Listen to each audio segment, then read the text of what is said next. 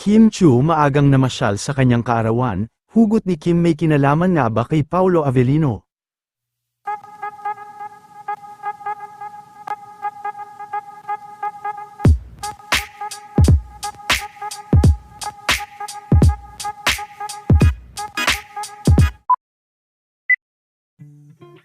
Matapos ang masayang sayawan kahapon at naging pag-surprise kay Kim Chu ng kanyang mga kaibigan, ay maaga pa nga lang kanina ay sinulit na nila Kim ang ganda ng Siargao, at umalis na din sila para sa kanilang boat ride kasama ang kaibigang si Bella at sila Ma'am Agut Isidro.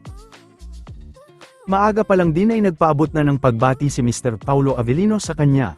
Happy birthday at Chanite Princess, yan nga ang mixing pagbati ni Paolo Avellino sa kanya.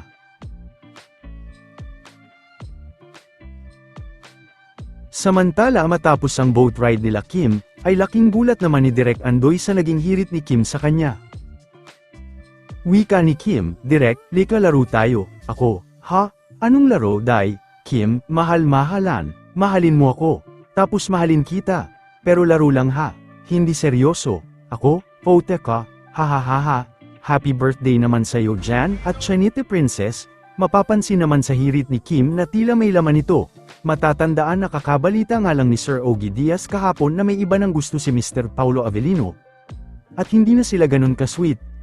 May kinalaman nga kaya dito ang hirit ni Kim. Kahapon ka pa inggit ang cellphone ko.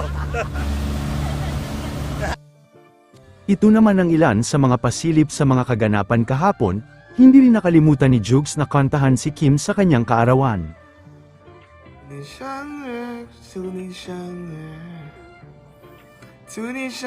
Naniniwala din ba kayo na may kinalaman kay Paolo Avellino ang hugot ni Kim? I-komento lang sa ating video.